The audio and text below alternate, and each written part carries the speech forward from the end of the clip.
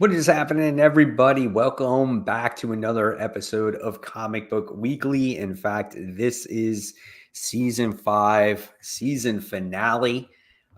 So hopefully we'll have a wonderful show. And of course, all three of us are on this show for the season finale. So of course, I am Mike Spider Slayer from Comic Book Corner 2.0. And next to me, I have Kat Comic Uno. Hello. And then beneath is Brant Fowler from Only Good Comics. What's up, everybody? So, yeah, guys, hopefully we'll have a good show for you tonight to close out the season. We did announce this last week. We will have shows once a month until we come back on August 20th. What were those dates again, Brent? Do you remember? June 25th, July 30th, and then August 20th. Right. And August 20th will be our return. So really, summer goes quick. It's only 6 weeks that we will be gone. But we also will have our individual channels at the same time. I'm sure we'll plug that at the end. But if, we're still doing content. I know that Mike is on his summer break. Brant, I don't know what your schedule is going to be for the summer because I know you've also been busy. But, you've been doing, shorts and stuff like that. Yeah, I'm at least going to keep up with the Friday video, the Friday first video, and shorts as I can. And that, so we'll see what happens. And for me, I do it every Wednesday. So I talk about the same comics I talk about here. The only thing I feel like that's going to be missing is the news. I feel like that's the only thing, but we'll catch up on that when we return every month and talk about the bigger pieces. So also, save your questions for that too. If there's something throughout the month, you're like, oh, I wish I knew what Mike and Brett thought, and Kat. I almost forgot myself there. You should just save the question and we'll try to answer it on those monthly shows. So, and I'm sure they'll be a little bit longer. Maybe they'll be 2 hours because we'll be so much catch up on. Yeah. And in case you guys missed the announcement last week, the reason why we were taking a break during the summer is because I have my tennis season going on with tennis summer camp, and Brant and Kat are both busy doing cons and things like that. And we ran into this issue last year and we're like, oh, maybe we'll do a show. Maybe we'll do a show. We kind of felt like we let you guys hanging. So we thought we would give you guys the word and just make it a definitive thing, give you exact dates when we're going to be on and when we'll return. So you guys all know. So we just felt that was, staying true to our word this way.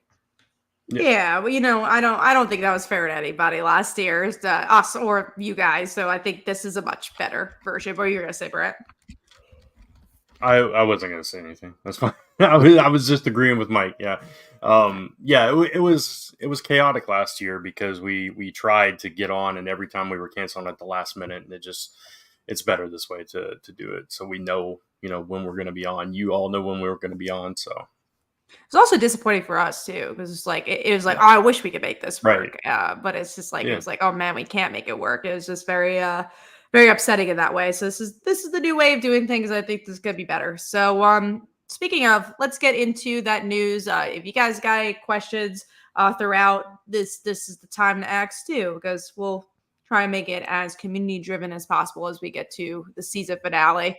All right, let's move on to some news. The only media piece was that Vision's getting a TV show, which I think the Disney Plus has been doing a better job at maybe just figuring out what fans want. And I think Vision is definitely a thing people want because WandaVision was probably one of the more popular live action shows for them. So we'll see how Agatha does, but I think this makes sense. Well, I agree. I mean, he kind of became White Vision and then he took off. And it's kind of like everyone was anticipating, oh my God, where's he going to come back? And he's never come back. So I think that's a decent show to make. Yeah, no, I agree. And I mean, there's a wealth of information they could pull from for that show. That maybe stuff we haven't seen, like maybe Wonder Man. Who knows what they're going to do with it? But I think there's some cool storylines they could do with Vision. They were planning Wonder Man show at some point. I don't know what happened with that. So yeah, that would be cool if it kind of combined instead, because I think maybe again they learned you should introduce new characters maybe in the movies, and then when they're popular give them a TV show. Yeah, because Miss Marvel, the television show, I think would have done a lot better. And I know that the Marvels is a weird situation where not a lot of people watch the movie, even though I think the movie is good. It's a solid movie, but I think that more people would have watched the television show after they found her out in the Marvels. It'd be like, yeah, now I want to learn more about her, not like the other way around. Oh, Tevye gives us the perfect segue because Mike wanted to talk about this because he finally saw Madam Web. Yeah. So, Yes. Mike, take the floor. I've talked about Madam Web a lot, and then Brent, you've also talked about Madam Web with me. So now I think you've talked, because we talked about the sunglasses and everything. So we've talked about Madam Web. Yeah, we touched on it last week a little bit, I think. So I finally saw Madam Web and I watched it with my son. I was like, oh, we gotta watch Madam Web. It's on Netflix. He's like, really? I'm like, yeah. So we watched it, and I'm not gonna lie, like we did enjoy. It's such a fun film, because it's like it's so bad, it's funny and it's good. And Brant didn't agree with me, but I liked how they tried to interweave like Peter Parker in the story when he was born, and how it kind of surrounds that time frame. But did the time frame make sense? Because I remember when I watched it, like the timeline made absolutely no sense. No, it doesn't. Because I was confused at first. And I was like, wait, I'm like, that's Ben Parker. I'm like, that's Uncle Ben. And then I'm like, and wait, and that's the parents of Peter Parker. Oh, and I'm like, well, they're actually having a baby, which is Peter. And like it was hilarious. And then like, and I'm happy that the show actually just focused on the girls being teenagers, because them looking like superheroes was like a CW knockoff show. Like they looked really bad as superheroes. It was bad, man. But it was like I wanted to see what happens. And then like Madam Web's powers, like her duplicating herself and going after what's his face? What's the bad guy's name? Spider? Ezekiel. Yeah, that dude, his motive was horrible. His mouth didn't match anything. It's like, oh my God, let me go. Yeah. I had a dream and I'm going to die in the future. So I'm going to track down these girls. This is my motive, you know? Yeah. Yeah. The audio was not syncing up with the visual at all. Lisa and it was bugging Lisa so bad when she was watching it. See, that's where we disagreed too, was like, I wanted to see them as superheroes. I was kind of disappointed that it was just as, teenagers and stuff. And I think if this had been like a series and they could have built up to that point and that been the payoff at the end, that would have been cool. But the timeline. But they were obviously, it was like the early day of Madam Web before she gets her powers, and these are the spider people that are coming in the future, and that was that whole story. But the end that got me, her big grand scheme to take down Ezekiel was a piece of a sign. She's like literally luring him down, and the sign falls on him, and then it's just so bad at the end because she gets blinded, and then you see her in her hover around scooter, and she's wearing the glasses, and they're like a little crooked, and then she like turns around, looks out the window, like, what are you looking at? Like, is that supposed to be the web of life? Like, bro, it was so bad. I was laughing so hard though. I just like the taxi that followed her around. Oh, that was one of my favorite parts. Yeah. Someone said there should be an action figure with her in the taxi. Yeah, like how can you steal a taxi and not get in trouble for that? Right. Or also bring it to the forest multiple times. Or how about when you're driving an ambulance and you bust through a sign, right? And the ambulance just lands on four wheels and just keeps going. Yeah. It's a fun movie. It's such a fun, bad movie. The shocker things to shock him off the top of the ceiling. Sometimes it's like Sony did. They're just like, we didn't evolve past like 2000 with some of our stuff. So we didn't see all the superhero movies that kind of went after us. So it's funny. They didn't have to. Look, it's a movie that I think everyone should go see. I'm glad you saw it, Mike. I think it's just fun. It's fun, bad, and sometimes you need it. There are parts that are boring, and we'll say that. There's definitely parts that like really slow down. But I remember watching that movie so fondly because sometimes, again, you just want a good laugh. You just want something bad, and that's okay. And Madam Web hits all of that. It's not so boring. It never gets so Yeah. boring where you're like, I wish I was out of here. It's like there's always a part where you're like, that's No. hysterical. Yeah. Yeah. I would sit through Madam Web 5 times in a row before I'd watch Morbius again. I'll say that for sure. Same. It's just so dumb. Like Ezekiel had to be the worst villain though, because his whole goal was to get this spider and to get powers. And that's it. And then he just keeps it in a little cage and that's it. And he gets some random woman to just like track these 3 girls, like in his 8 monitors there. And it's, god dang, when I think about it, it's just such a bad movie though. But it was entertaining. I could say that. Like Morbius for me was just not entertaining at all. Right. Yeah. Can't wait to finally watch on Netflix, as you should. I've actually never seen Morbius, so that's one I think I'm okay with.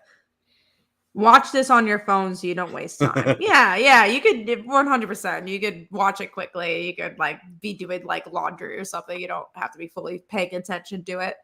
All right, let's get to Violator Origins to expand the Spawn universe. So we're getting to see more Spawn. Mike wanted to talk about this. Yeah, listen, I mean, they're expanding the Spawn universe. These books tend to be $2.99. I don't know if this one is. I don't know if these are longer pages or more pages. I didn't look. I forgot what the. I feel like it has to be $2.99. I feel like that's their thing. You know, but I think this is a character where I think it's good to tell an origin story because it's the main villain of Spawn. So I think this is one worth checking out for sure. All right, and moving on to, I wanted to talk about Garth Ennis joins Brian K. Vaughan on Battle Action for 2000 AD. I just think having those two is an interesting combination. I feel like their storytelling is a little different, but I'll read anything Brian K. Vaughan writes. So that was pretty much what I wanted to say about that. Yeah. Apparently, Madam Web was also #1 on Netflix. Yeah, of course. It's a fun bad movie. Everyone wants to see a fun bad movie, so that makes sense to me. Probably made their money honestly off of it, so that's cool. Now, Brent, you want to talk about Teenage Mutant Ninja Turtles and He-Man teaming up for Masters of the Universe / Teenage Mutant Ninja Turtles. Yeah, I mean, you know, these mashups are nostalgia written all over, right? But this one, the turtles in the like He-Man get up with the armor and stuff just looked fun. So I'm like, okay, I'll try that. I mean, it's He-Man and the Turtles. That could be really fun, but you know, we'll see. Sometimes they good, team up with a lot of people. They do. They get around. So they definitely get around. All right, let's move on to, you guys want to talk about Blood Hunters miniseries kicking off in August. So that one is Miles. We'll talk more about the Miles Morales thing with Blood Hunt. It's Elsa Blood. What's her last name? Bloodstone. And then I think it's Cloak and Dagger, or at least it's Dagger, I think is in the background there.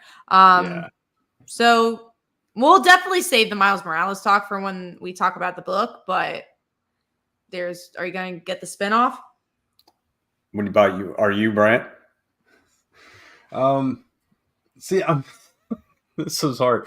I'm torn by this, right? Like that Blood Hunters, like whatever it was that we thought was going to be a series of, was an anthology. This is also an anthology, right? Is it really? So, I think so, because it's got like stories by. It's Erica Schultz is doing a story in it. I don't know. Let's see. I'm trying to read skim this 4-issue miniseries tie-in, led by Dagger, Elsa Bloodstone, White Widow, and Hallows Eve all appearing. So yeah, that is a lot of characters. Yeah, so I think somewhere I saw that it was going to be an anthology. Yeah, here it goes. Put together in the Blood Hunters anthology series. Was just too good not to keep around. Okay, so they're changing. That was the anthology. Okay, so this is an actual series based on that anthology series. Got it. Okay, I was confused by that. Sorry, the wording was a little clunky for me. But okay, so are they teaming up then? Because that's kind of cool. Because that's what we wanted originally. Yeah. So that I'm good with that. I'll try that out for sure. Yeah, I'm gonna check it out because it's like you said, it's like what we wanted. You know what I'm saying? Yeah. So I'm definitely gonna check it out for sure. So I guess maybe this like anthology book kind of leads into all that. Yeah, that appears. Sorry about the confusion there. I just saw anthology when I was skimming it, and I was like, "Oh no!" But yeah, no, that's better. That's better. I prefer that. So next is Power Rangers Infinity issue 1 is coming out, I think, in August. And what I thought was cool about this is that Sam Humphries is writing it. It also looks like a different like ragtag team of Power Rangers. I haven't seen Sam Humphries in a while, and I really, really Yeah. like his writing. And then Brandon Stein, who did Crowded, I like their art a lot, and it seems like D-list fun. So I'm looking forward to this. It's just a one shot too, so it's pretty easy to invest in. You said Yeah. this Infinity Watch? Or It's called Power Rangers. Rangers Infinity. Yeah. Yeah. It just, yeah, it looks fun. Like you said, a ragtag group of Power Rangers, including like some large anthropomorphic kind of character in there. So, yeah, just Boom does a lot of fun Power Ranger stuff. So I'm down for it. Speaking of, Stephen Gamble asks, do you think they'll do a Zeo book? No, because I honestly think Mighty Morphin's always going to be their most popular. If other characters show up, I think it'll be like a team book where it's like, here's a character from Zeo, here's a character from this. Also, I'm going to Power Rangers lore, but the Zeo cast is pretty similar to the cast of the Mighty Morphin like later seasons. So I don't even think there would be a point to have a Zeo book. Yeah, and then the main series, they like throw in a bunch of different ones. Like you said, the Solar Rangers are in there right now. There's different ones that they've sprinkled throughout the entire run. So I think they would just continue doing it that way. Tavia asks, do you think they'll do a space book? They already did. So when Ryan Parrott was writing Power Rangers, the Mighty Morphin was on Earth and the Power Rangers book was in space. So they also, this book kind of does that too. Half of it's in space and then half of it's on Earth. So again, the Mighty Morphin book kind of covers it all. Yeah. Made the party. Happy season finale, everybody. Thank you. We're glad you made the party. We had another question. Have you seen Furiosa yet? I, believe it or not, don't love the Mad Max franchise. I don't have any plans to watch it, but for people who love Mad Max, cool. Go ahead. It didn't do that well in the opening weekend, from what I heard. I don't think so. I couldn't tell you the last Mad Max movie I watched, which was probably one of the first ones. It's just not really. My you didn't thing see either. Fury Road? No, it's not my thing either. Just like you said. So, yeah, I'm not a fan. Honestly, there hasn't been a lot besides like Deadpool's coming out, so obviously see that. But there's not many. Sorry if you hear in background noise. But there's not many movies that are coming out that I'm like, whoa, I gotta go see that. I was telling this to Mike last week. I did see Challengers, and that was pretty solid. This is from H. Torres. Is anyone still reading Ranger Academy? Slow burn was going to drop in the last page of the last issue. Got me hooked. Man, that's a lot of issues, though. That book has to be running for like 10 issues now. Yeah, I dropped it after issue 1. Yeah, me too. I think I got issue 2, and that was it, if I remember right. We also have, so we're going to move on to the next thing. So Jessica Jones will team up with Spider-Gwen. We'll talk about Spider-Gwen too. I don't want to spoil our thoughts on that book, but I think that's a cool character to bring because we've never seen them interact together. We don't get a lot of Jessica Jones. They're both like cult fan favorites. So I think that's a cool character to bring in. Yeah, absolutely. We don't get to see her, like you said, that much. So I think her interacting with Spider-Gwen will be a fun book.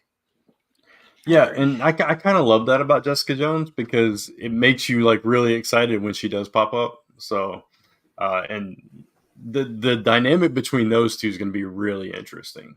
She interacts with young adults well because if you remember Young Avengers, she was a big part of that book. That's true. Yeah, so I think it'll be fun. So looking forward to that. Anyone reading Uncanny Valley? I think we talked about that last week. Oh yeah, we talked about it last week. Yeah. So I was like, did that come out this week? I did a TikTok today about it. It's hilarious. There you go. Yeah. It's a good series. Oh, it's phenomenal. Absolutely. Yeah. This is Mr. Negative talk about Jessica Jones. I feel like they have a similar attitude, but different generations. So it could be interesting to see together for sure. I think it'll be really interesting. Okay. Wasn't she and 616 Gwen best friends in high school? I know they went to the same school, but No, Gwen didn't go to high school with them, right? Gwen went to college with them. Yeah, With Gwen went Peter. to college, not high school. And Jessica went to high school with Peter. So I don't think Gwen went to school with Peter. So I don't think it lines up on that one. All right, let's move on to the next thing, which is black and white and red Spider-Man with his black suit. I hate this gimmick, but it's Spider-Man, so I'm going to pick it up. This will be the first one that I get because too. I'm with you, Kat. I'm not crazy about the gimmick either, but they keep doing the black suit. They keep doing the black suit. Yeah, well, when it's black, white, and red, it makes sense. And then you're gonna throw Mary Jane in there with her red hair, so that works. We're such Spider-Man marks that we're just gonna Spider-Man. Okay, sounds good. I think they're going to run out of ideas with it. You can only do so much. And they're like, a lot of people will buy Spider-Man, like those fools on Comic Book Weekly. Ooh, okay. The name changes, and obviously we'll talk about this later. But I refuse to buy Spider-Gwen. It's not for me. I consider that a cash grab, but I could see the appeal. I don't see it as a cash grab, but I think it's one of the ones that isn't. I mean, obviously, like, do as you will. This is such a cash grab book. I think Tevi was talking about the other one. But no, like, I think Spider-Gwen's one of the only ones that wasn't a cash grab, just because it just did so well out of demand. So it's just like it wasn't built in. Whereas like, oh, we're going to have a Spider-Gwen book because, of course, it's just like, no, the fan base wanted it. They're like, no, actually, we should do a Spider-Gwen book. And it was a story that was presented to readers and people liked it. And ever since that, they're trying to always capitalize on it. You know what I'm saying? So on trying to make another Spider-Gwen, and it hasn't been as popular. Yeah. No. So, but yeah, I mean, each their own for that one. But I think she's, again, one of the only ones that isn't the cash grab. Do I think like a Spider-Boy is? Yeah, I do think that was kind of built in. Is a black, white, and red Spider-Man? Yeah. Oh, yeah, that's definitely a cash grab. Spider-Gwen, I'm not so sure of. We also have Paul who asks, what does the panel think is the best indie book out there right now? I mean, I don't want to touch the things that are IPs because like Transformers, you could say, right? But that is an IP. I don't want to consider that indie book. Like creator. I really creator owned. Yeah. Creator owned. I would say Uncanny Valley. I'm really, really enjoying. We would have said Kill Your Darlings, but that just finished. I like Phantom Road. I think that's a good one. Yeah, Phantom Road's good. Rook Exodus is really good. Yep. Feral. Feral. A while back I would have said Radiant Black. I don't think it's quite as strong right now. Same. But yeah. It's always hard to come up with them like on the spot, there's definitely a lot of them. But I agree, like Rook Exodus is a phenomenal book, I think. And Feral is new, and then it's up to you if you do want to count the IP books, but like they in order to like them, they have to be written well, right? So I mean, the way they're written, they're actually written really well. So John Dell says people have been hyping Dear Editor 2, but I haven't read it and know nothing about it. I heard of it. I know it's a Mad Cave book, but I haven't heard anything past It's Ryan K. Lindsay. I know that just because he does a lot of comic stripe stuff. Oh, nice. But I haven't read it either. But I have heard the same, raves about it. I'm glad it's doing well. And Mad Cave's definitely a company to look at. They got some cool stuff. The other comment was for you, Brant, from Joseph. Quick wrestling question, since it sounds like you're a fan. AEW or WWE?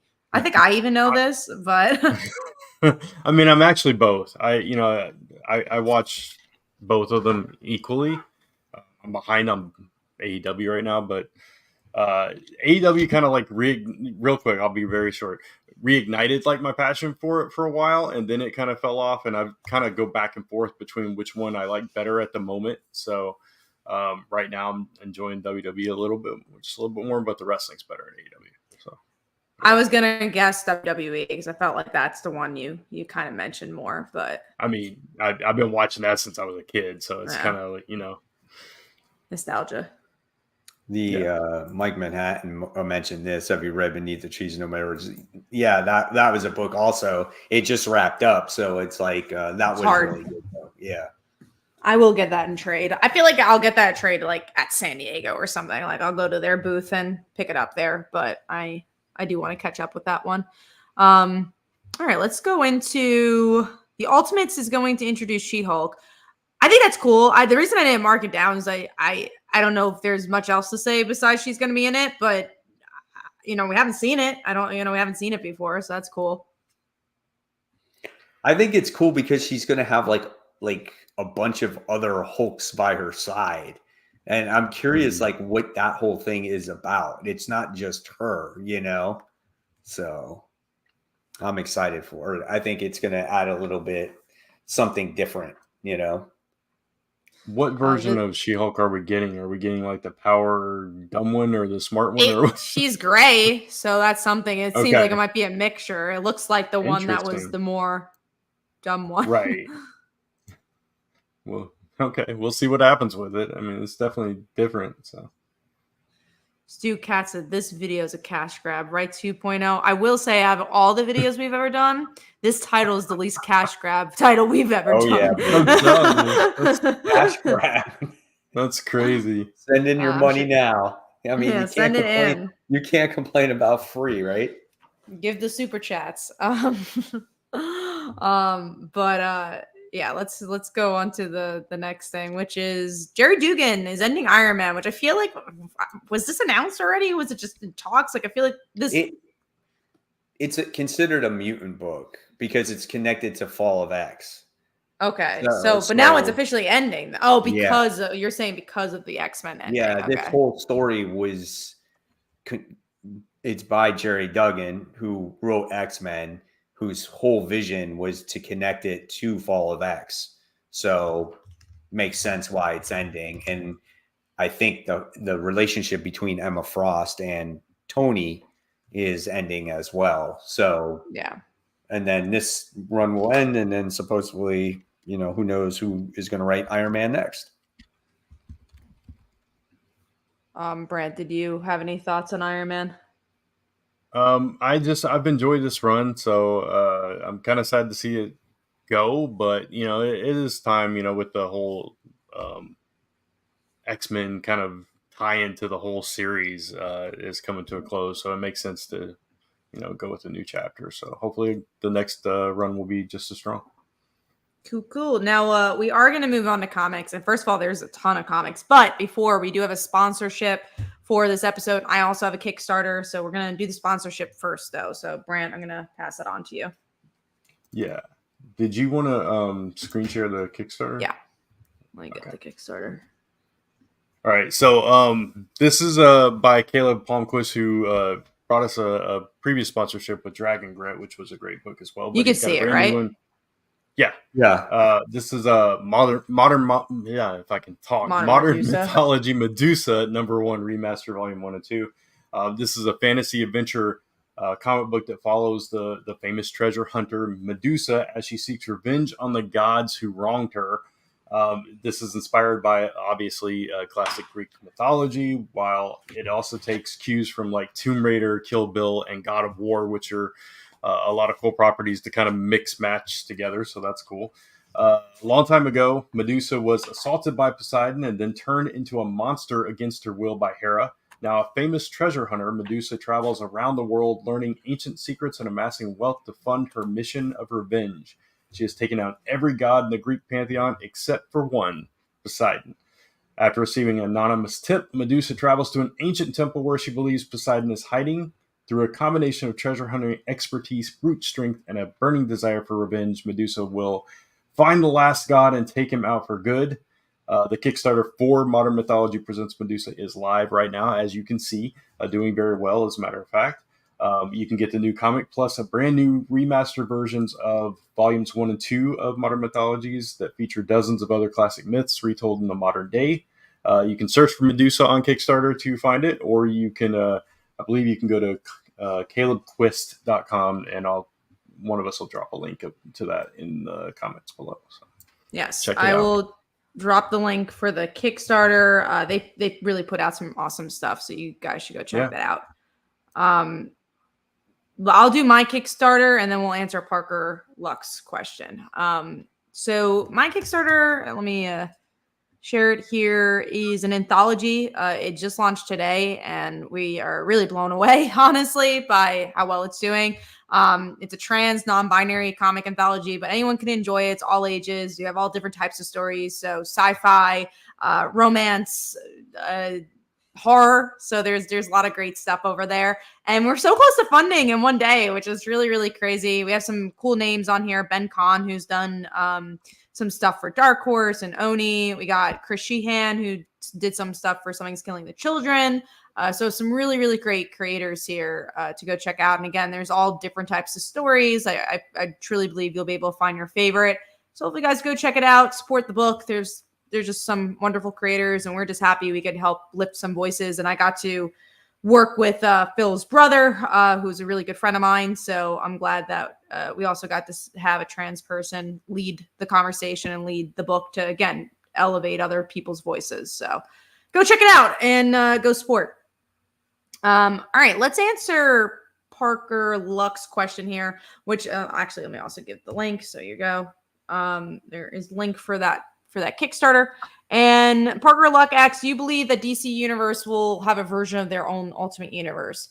I think it has to do with absolute power. I know there's been, rumors that it might lead to an Ultimate Universe, but I mean, they've done so many different versions of universes, and I they've worked just fine. But I think the biggest thing with Marvel is that they put so much into the Ultimate Universe because they had to they had to change Spider-Man. That's why they did it. They're like, okay, Spider-Man's old. The high school version of Spider-Man was from the 1960s. If anyone wants to jump into Spider-Man, it's really, really hard to do so. So we want to make a new reader-friendly Spider-Man. But there's so many new reader-friendly Batmans and Supermans. So I don't know if DC needs it for the same reasons. And why Marvel did it again is because Spider-Man's not with Mary Jane, and they wanted a version where he was. Mm-hmm. So people would be happy. Is there a version of that for DC? Not really. Everyone's kind of together who you want to be together. Right. So I just don't really know what the Ultimate Universe of DC looks like. There was a draw for it. That's the thing, and like you said, DC already has all these different Earth-like books. So now you're just bringing another one into the mix, So you don't need what at DC is going on right now that you're like, whoa, why is that not happening? There's a lot at Marvel, but at DC, they kind of did it already. Yeah, exactly. So I don't know what to expect with their whole project of what's going on, but I can only hope for good comic books. That's what you want, So hopefully they don't try to copy Marvel. I don't want that to happen because I just think they need to do their own thing. Yeah, no, I agree. But it could be fun to see them do some kind of not really Ultimate Universe, but just their own version of kind of a little side universe. But again, like you said, Kat, we've seen Earth 2 and et cetera, et cetera. So I feel like they've already kind of done that. So yeah, exactly. So I think we're gonna now move on to comics, and I could even say I got a lot of comics this week, which I remember when we landed on the finale date, we were like, oh, thank God it's this week because there's so many comics to talk about. There was I read 22 or 23 comics this week, so that's 23 for me. Yeah. 14, which is a lot for me. So and I did get Blood Hunt, so we'll talk about it. Funny. All right, so let's talk about The Amazing Spider-Man issue 50, milestone issue.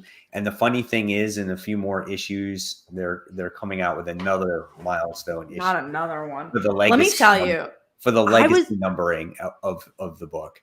I was so pissed off with this book. First of all, those short stories did nothing. Fine, but the book, I was like, I hate saying this because it's just like a broken record. We always say it, but it's like it was all spoiled already. So who gives a shit? Like me personally, I really wish the Peter Parker stuff wasn't spoiled because then I would have been like, wow, this is really cool. But it just all led to that. I felt like the art was at least good, but I was really disappointed because of that. I just felt like there was nothing new in this book. It built to nothing. I enjoyed reading the book, even though like Mhm. we kind of knew what was already going to happen. I liked reading the journey on how it got there. I liked the fight. I liked the interactions between Peter and Norman because it was good to see Norman as the Green Goblin again and that menacing face and who was going to outsmart the other person, who was going to be out on top. But did you feel like there was anything? I think the reason why that was a little harder for me, and again, the art was good. It was nice to see it again, but it's just like it is an interaction I've seen before from them. Like the reason I've been enjoying Norman is because he's just someone so different. Yeah. And then the reason I think Peter is going to be really interesting is Green Goblin because it's something really different. But I'm like, I've seen this before, and it didn't really feel like it added to anything. It just felt like same old, same old. Yeah, true. I mean, I'll agree with you on that one. Like I said, it wasn't like the best issue, but just enjoyed reading it. And I felt like it was probably better than 75% of the stuff that we've gotten in this whole run. I mean, the art altogether. helps for that, right? Like, Yeah. I think the Now, art is if the least was if you good. told this Yeah. story with John Romita Jr.'s artwork, it wouldn't work, right? So this Yeah. at least added to that. I enjoyed reading the main story as well, even knowing that it was coming. What I did appreciate about it was that they didn't drag this turn back to the Goblin out forever, which I was kind of afraid they were going to do because we had just been getting little teases. But when he finds the suit and it just kind of blows up there, I was like, okay, that's kind of fine. That's fun. So, we've seen that before, but at the same time, I just had fun with it. And I think because I hadn't been loving Spider-Man and this was just a fun story with fun art. And I just, I think that's where my enjoyment derived from. But I agree about the backup stories. I could have lived without those completely. Yeah. So they were very What did you fillerish. think about the living brain thing? Oh, that was weird.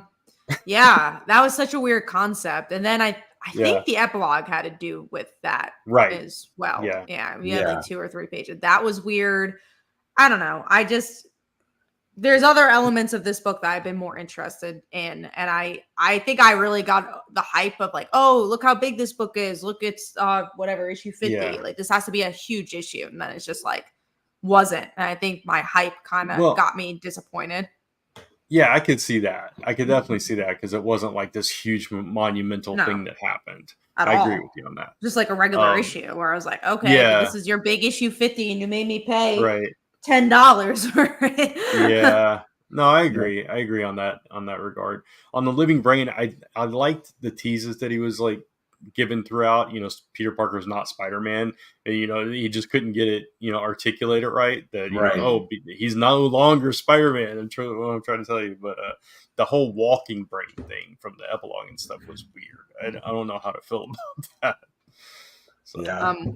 We do have a question from Paul. Norman as the Gold Goblin, success or failure? My opinion, success. I really, really enjoyed that concept from him. Yeah, I agree. I liked it because it was something completely different. Mm-hmm. I didn't love like the costume. I thought it was kind of bland, but I love the concept of him being a hero. It's just something we would have never, seen from him. So yeah, and it worked. It was just something different. Mm-hmm. That's where I could give credit. You know what I'm saying? Trying to do something outside of the box there a little bit. Did we all know eventually he was going to become the Green Goblin again? Yeah, absolutely. Sure. That's going to happen, but it just you enjoy the story while you have it. And again, sometimes the journey back is what makes it interesting as well, too. And also, it actually lasted a pretty long time. It's been it's been a few years that he's been a good guy. Well, his entire run here, so basically, Yeah. And the previous one too, because Part of when it, he yeah. got because he got his sins taken away at that Mhm, point. It right, wasn't in this run; it was last Yeah. run. Yeah.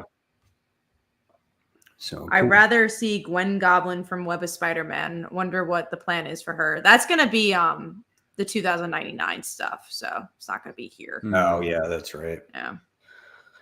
All right, so let's talk about Nightwing issue 114. I mean, so you want to talk about something like I read before. This Yeah, is no, basically for sure. a retelling of, okay, here's Heartless. This is how bad he can be. You know, let's break down, you know, Dick Grayson again, and let's tell this story for the multiple time, but this time we're going to end it. Did I like it? Yeah, I did, but I was expecting a little bit more out of this particular book. Yeah, I think it's the best way to put it is that if you've been following Nightwing all this time, it's everything you've been getting, and if you hate this run, you're going to continue to hate it. There's, this is not going to change your mind. But as someone who's felt neutral about this run, I liked it enough. I enjoyed the Alfred aspect of it where they're trying to like put Alfred's name to the dirt. Heartless is still there. There's some good character moments between the Bat family, and art obviously is so good for this book. So, is it my favorite thing Nightwing's ever done? No, but I still have a good enough time with it.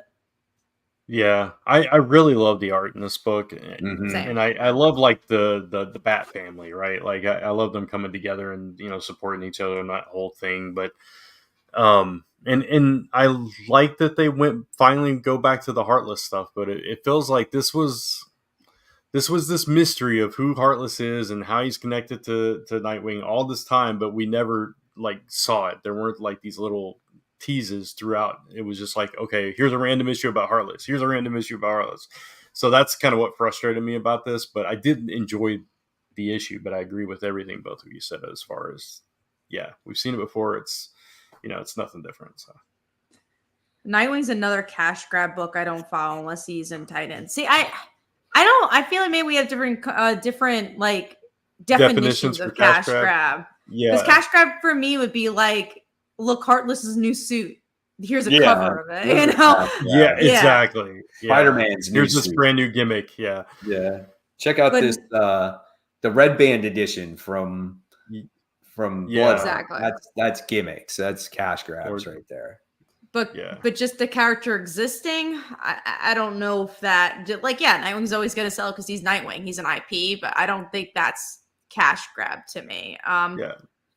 Maybe you need to define for us what you consider cash grab to mean. So yeah, but we all have different definitions, I'm sure. Sure. So I'm just curious now. Yeah, no, I am curious too because I definitely. I just see it as a different thing. I just feel like maybe he thinks or he sees cash grabs as just something that's popular, like something that is making a lot of money. And yeah, I can understand why that wouldn't be your thing. I remember when Anniversary issue was at most times the whole story was maybe a pinup. Oh yeah, no, me too. It wasn't that long ago. Is Nightwing DC's third best performer at this point? We don't know because we don't know how comic sales do. So we can't tell you because no one does because that's where the industry's at now. We cannot tell you. I mean, they still keep making it, so it must be doing okay. It definitely sells, right? Yeah. Okay, so let's move on. Let's talk about Cobra Commander issue 5, the conclusion. Of course, Brant and I read this book, and this book I thought was fantastic. Just seeing the inkling or baby stages of Cobra being formed and the alliance between Destro and Cobra Commander, and just all of that was absolutely awesome. The deal being struck of Cobra Commander saying, "Hey, you can use my Energon, or I will let you use my Energon to power your weapons." So yeah, that was really super cool, man. Yeah, no, and it's like after you read it, you messaged in our private chat like, "Brent, you got to read Cobra Commander."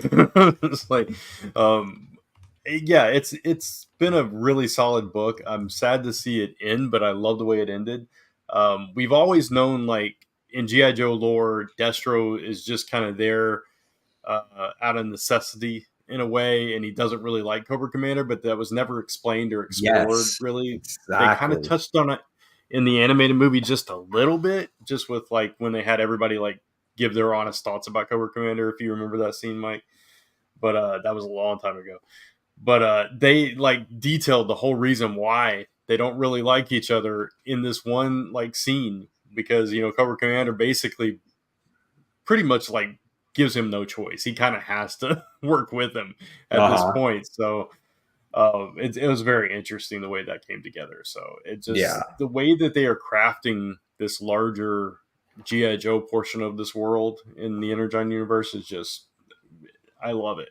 I love it because it's done a different way than I've ever seen, and yet it still feels familiar to me. So Yeah, absolutely. It was a great freaking comic book, man. And I yeah, just love how they go around that whole thing. And it's just something you always wanted to know. And after all these years, it's explained to you. It just adds so much to the story. And I can appreciate it even more. yeah. Okay. So with that being said, let's go on to our number 5. And I'll start I with think you. we do have some questions first. Oh, go ahead. Go ahead. Do you think Baroness will get her own book like Scarlet?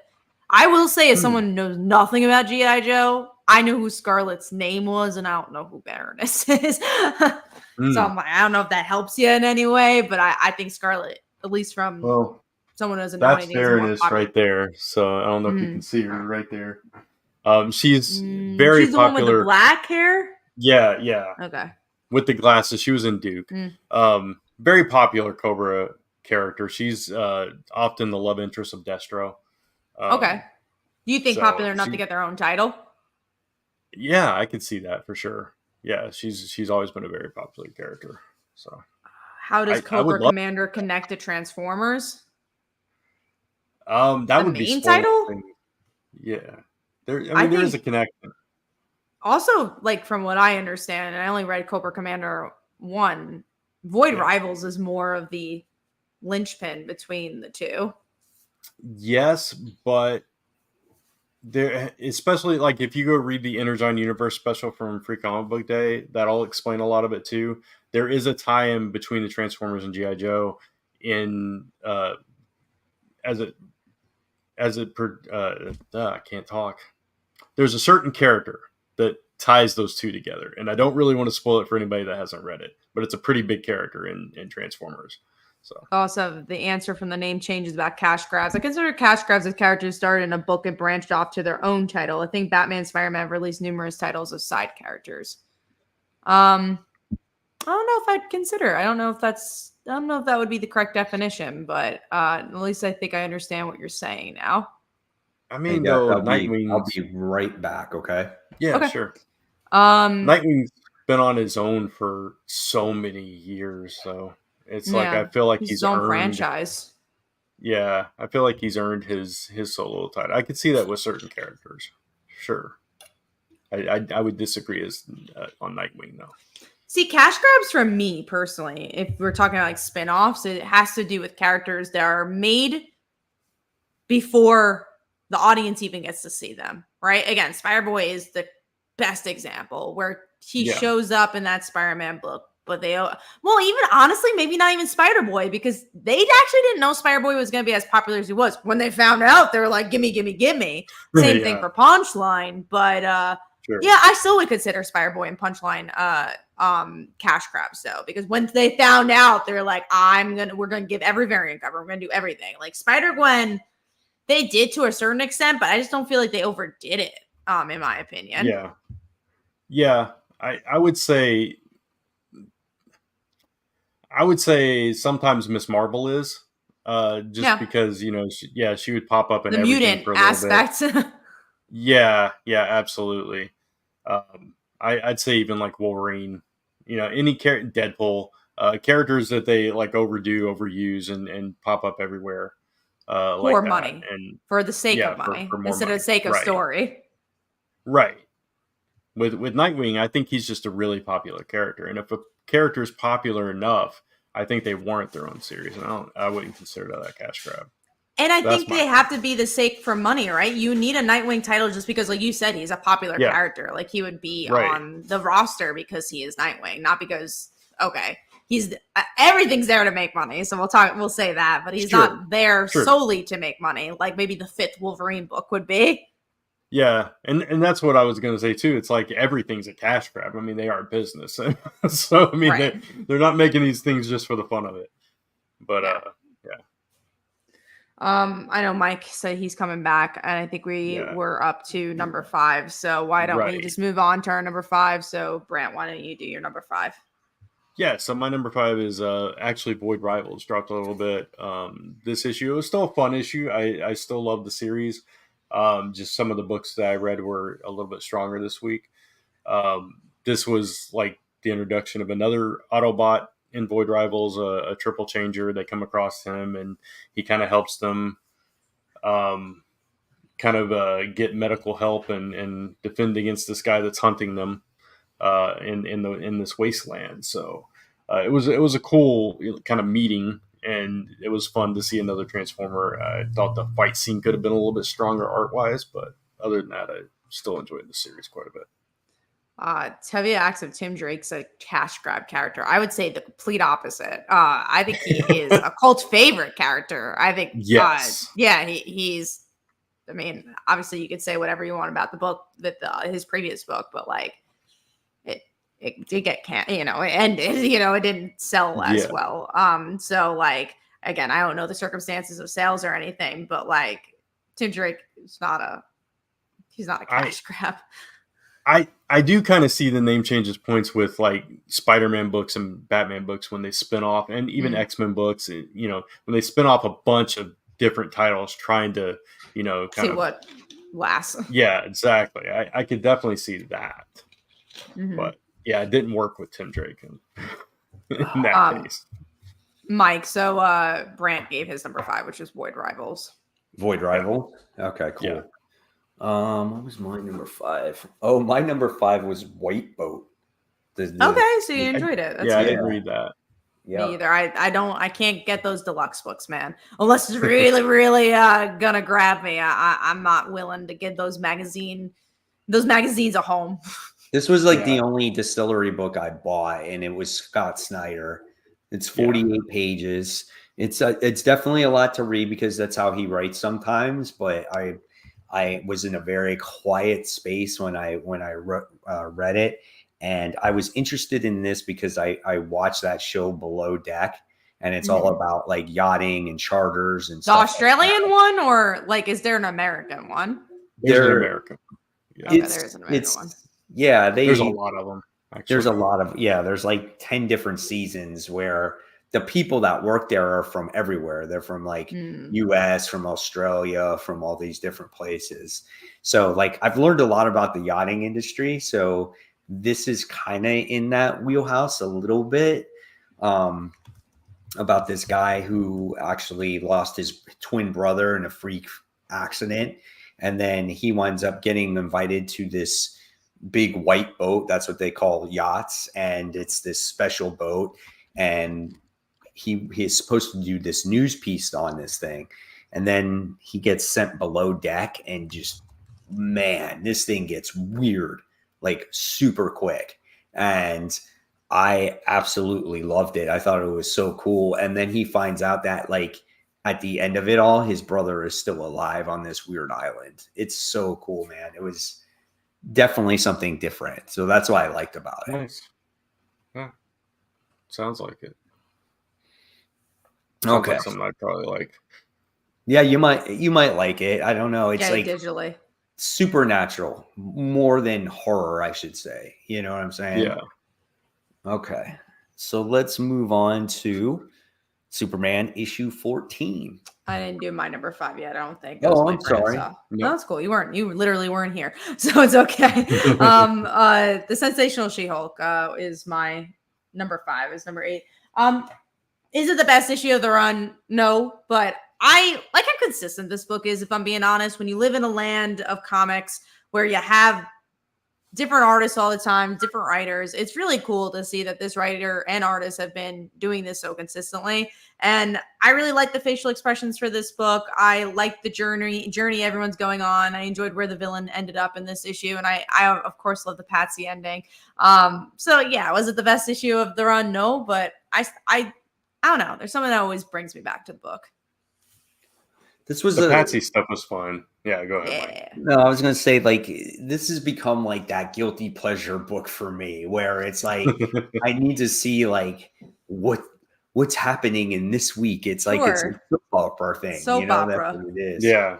From what I heard, a commenter on my channel said that this is ending at issue 10. If it is, I mean, this Really? had such a long run. Like, I mean, like I wouldn't be surprised, but I think it's a total of 25 issues, I think, Yeah. altogether between the two. So, I mean, how long that's can you pretty write decent. about Jack of Hearts for? Hey, seriously, because that's what this has been.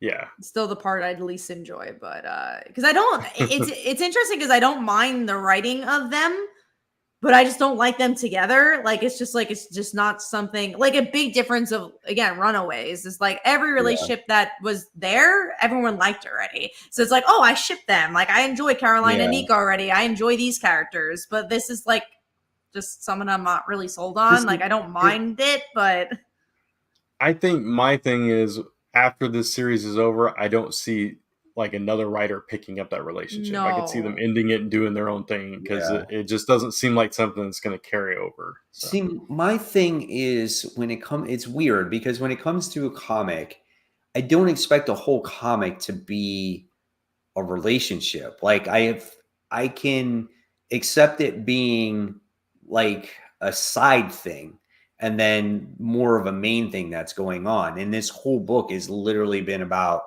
her and her relationship with Jack of Hearts. And that's so different for me, you know? But it's kind of what, even though I don't like the relationship, it's kind of what I like about the series because it is such a different comic. It's just like, it doesn't feel like a Marvel comic. It doesn't feel like a superhero book. And that's kind of feels different because I'd rather have this than the generic She-Hulk we were having for so many years. There's like, she fights someone, she's angry. Like this, at least it's just, you could tell that the writer is having such a good time and enjoying the character and it's going somewhere and there's something to talk about. Even if it's not particularly my favorite relationship, it just feels like a different comic. And that's why I like it. And I'm not saying it's the best book on stands, but it's why I think it's a worthy read. Yeah.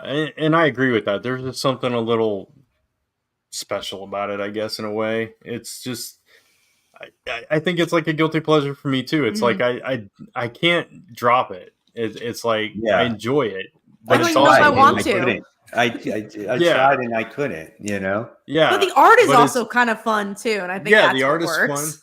Yeah, and it's like one of those books. Like when I need a palate cleanser too, it's like, oh, I've read this heavy book. I just need this light thing. I can just kind of sit back and enjoy and have fun with. And yeah, it's also quick.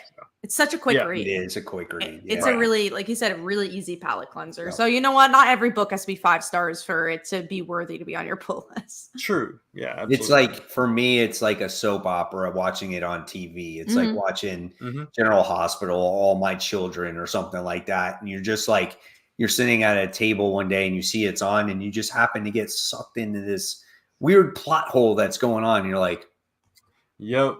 And then you're like, holy shit, I've been watching this for 10 minutes. What's wrong with me? That's kind of what She-Hulk is for me. Yeah.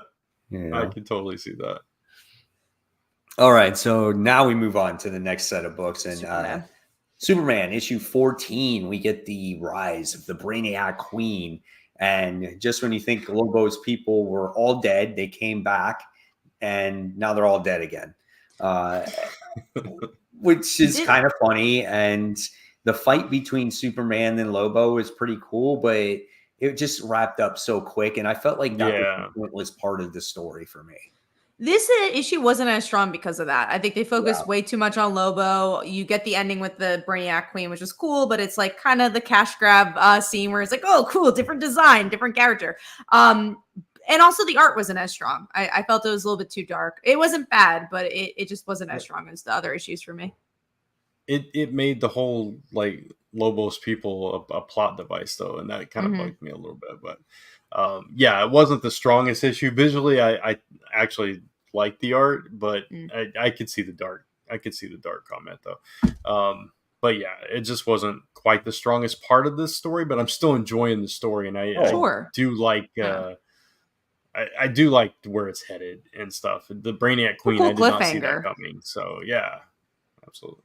yeah, I liked how obviously it was explained, like, why they needed the Superman family to actually, power up the Brainiac Queen Right. and things like that. Like there was the purpose Yeah. behind it. So I thought that was kind of cool. Um, I also yeah, like Lex Luthor in this. Like yeah. he was talking about like, I know you don't believe me, but I really am trying to do the right thing here and all this stuff. And I actually believed him. So it was he won me over. So now we'll get to see what this Brainiac Queen is, what the purpose of it is. Um, Definitely not the strongest issue, but it was still good. Like it's not bad, not in any stretch of the imagination. I gotta say, so I got this has nothing to do with comics or anything we're talking about. I'm sorry, I just got a message from Lisa. She's going to I'm bed, ready.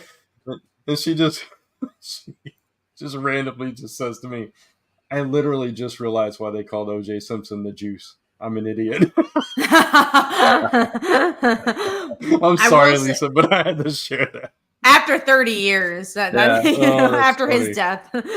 Yeah, that is funny. Oh, that is good. I will say I'm glad you shared that. All right. So let's go to Blood Hunt. So somehow, some way, we can't convince Kat to read Yeah. Blood Hunt issue 2, but the comic shop guy convinces her to Because read issue this 2. other guy was buying it and they were in front of me and he was talking, like they were both talking about it and they're like, there's this big thing that happens. I was like, what happens? And they like this big thing. And they're like, oh my God, you can't believe about this big thing. So I'm like, am I missing out on something? Because you guys are just saying like, oh, it'll be a good book, try it out. He's already read it. And he's like, there's a big thing that happens. So I'm like, okay, I'll read it. And like, obviously the big thing was the Miles Morales thing. I'm like, that wasn't worth it. So I'm not convinced anymore to buy it. No, I this book still feels the same exact thing. Like I know Miles is gonna have a small arc in his book where he's a vampire now, but it happens so quickly. I just don't. It But just when doesn't did it feel happen? in the end. I think. Heck if I know. I couldn't Well, figure no, out but when it happened either. that was Oh, the you mean in problem the with mix it. of it? Yeah, no, I agree. It was so Yeah. quick. I was just like, why? Okay, I get it. It's a cliffhanger, but why did that happen? When did it happen? It just feels like it happened for the sake of like a cliffhanger. I Right. agree. When did it happen? Like I was like, when did it happen? Like I was like, okay, the page looks cool, but I'm like, even if it happened like off panel, there's no inkling or anything of him not feeling well or doing something. You know what I'm saying? It's just like, let me rip off my mask and I'm a vampire. Yeah. So that was my Yeah. issue with it. So like for me, this comic, like when I graded it, I graded this at like a C+ because Yeah, I rightfully felt so. it was more of the same exact thing as the last issue, except the Avengers regroup almost immediately, like 10 seconds later, and they kick Yeah. these guys' ass. And it's just like, whoa, wait a second here. Like you can do a 180 that quickly and just start, And handing these guys to to them. also, if Captain Marvel has the power of the sun in her fist, why she could just end this like that, just shoot Seriously, solar literally energy her everywhere. powers. Yeah, literally her Yeah. powers go against it. And that's like the why I really don't like this event. This is the type of event that makes me hate events, where it's like none of it Mm, makes sense. None of it needs to happen. They're just kind of throwing stuff at the wall. There's no build up to it. It just feels so the characters don't feel a matter besides Blade's daughter because there at yeah. least was the miniseries and like she's connected to it. I'm like, at least she Right. has a little bit of a story, but even her, I'm just like, I'll read her This- miniseries. It just doesn't feel like it's necessary. This is also one that they're gonna set things back to the way they were because they're not Sure. gonna keep all these characters vampires. It's just not gonna It'll be happen. Jubilee So all over again. yeah, there'll be like one person that stays a vampire or whatever. Yeah. So that's a little aggravating. I think the art's really good. Yeah. Yeah. I will say comparing the two versions of the book, there's one whole page that they added and 3 panels. That's it. That's all it's there. It's so frustrating, if I'm being honest. The one page that they added though was good because it does explain that Blade is a vessel for what is going on, and you get to see that dude is not like a statue. He's actually wearing a helmet, and like the helmet falls off of him, and you see that he's like this vampire-like creature. And I thought that actually added something to the story, you know? Yeah. And the one other page is like, instead of Doctor Strange flipped one side, he's flipped upside down with his guts spilling out. Yeah, and that's it, you know? I just don't think it was enough to justify, like, hey, let's do a whole different version of the book. Just do the one. Not. Yeah. So I was going to say, I want to... Yeah, no, you answer that one first, and I'll go for it. It said it happened in Blood Hunt issue 1 when Blade met with Miles. Really? Okay. I guess you didn't see it. They didn't show it. Until now. Yeah. Okay. To me, though, that's kind of lame. Like, I would rather him do something, and then, I don't know, man, because the buildup wasn't there. There was no... Because also... The reason being is this whole issue, there's no like, oh, I feel sick, or like, oh, something's happening to me. There's just like, oh, here's the ending. Like, it just doesn't, there's no build up to it. Like, and we'll talk about Feral later, but like, Feral's a really good example of the character gets scratched in the beginning. You know, they have the zombie thing in them, you know, the rabies. Yeah. And you're waiting for that to build up because you're following them the whole time. You're like, when's it gonna happen? When's it gonna happen? When's it gonna happen? And that's the best example of the same exact thing happening in a better direction. Yeah, I completely agree. It just came out of nowhere. Yeah. Does Miles tie in? Maybe they'll highlight it. That's the one thing I was really worried about, but it looks like they're gonna tie in. They have like a surprise cover. The next issue of Miles, I think, is gonna tie in, and then you have that mini series. So it looks like it will, but who knows how long. Well, then that would be actually a true tie-in now, wouldn't it? Exactly. Yeah. So that's something like, at least that for you guys reading Miles, I hope it's good, and I hope you guys like it. Sadly, I'm not reading Miles because I know you guys have been enjoying it, but the beginning I didn't get into, and now it's, you know, far gone. But maybe if there's another arc, I'll pick it up. Tevia asks about Blade's daughter. Do people care? I don't know if she's like obviously she's not like a popular character, but for me, she's the only thing that like is given a little heart to this book. So I care about that character, but I guess not enough to pick up the rest of the event. Yeah, like I didn't read that introductory thing that you read, whatever it was, which was solid. But what I have read in her, you know, like I liked her in Miles, like when she popped up there, and I liked her in the Dracula thing, and then I liked her here. So far I'm really enjoying the character, and I think she is interesting. Like you said, she's the heart of this. So, but yeah. Okay. You guys are going to continue reading it, which I don't blame you because there is only 3 issues, but I also shouldn't have picked up this issue. So I dropped it a long time ago in my head. All right. So let's move on. We'll talk about Rook Exodus issue 2. Brant and I read this particular book. And this was just another solid issue. I mean, Jason Fabok's artwork is just so well done in this book. And in this book, we meet the character Dire Wolf, and you find out what her, you know, set of powers are. And her and Rook actually had a relationship at one point, but they couldn't work together because of the working status. And you wind up getting to see the outcome of, you know, Rook's rocket that he was building, and to try to actually, you know, get off of this planet. His little pig guy swine, he winds up getting killed. It just like so much happens in this comic book. And then we find out the bad guy in this issue is one that kills all the wardens and takes all their helmets and all that stuff. I mean, it's freaking such a good comic book, man. Yeah, and we also learn like there's more mystery behind this, because Dire Wolf seems to know more about like what is actually happening with the world than Rook does. He just assumes they left, you know, it's doomed and everything, and she's like, I'll explain later.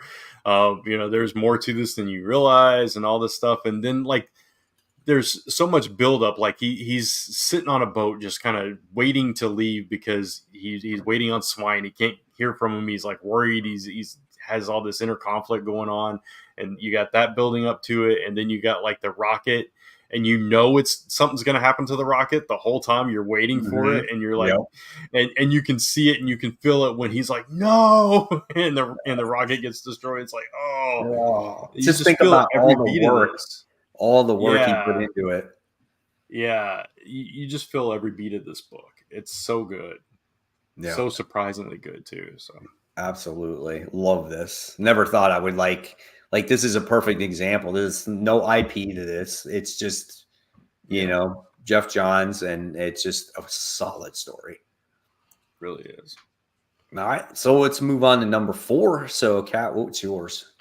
Mine was Pharaoh. So we were talking about it a little bit. I do think this is a little bit of a slower issue, but I liked where it ended. You kind of have the adventure where they get to their house, or maybe it's just a house. I forget if it was their house or just a random house. I think it was their house. Yeah, I think it was their house. And it's all quarantined. So it's just like, ooh, what happened there? And you're like, there's definitely a good mystery. And again, like I was just saying, I like the idea that, and I hope they kind of play with it a little bit more in the story, because I think even in this issue, they don't really touch upon it as much. It's like, this person has been infected, or this cat has been affected. And you're like, when's it going to happen? What's going to happen? And there's some good build up, but I do think that you kind of need to remind the audience. I know it was the big cliffhanger of issue 1, but I do think they could have mentioned a little bit more in this issue.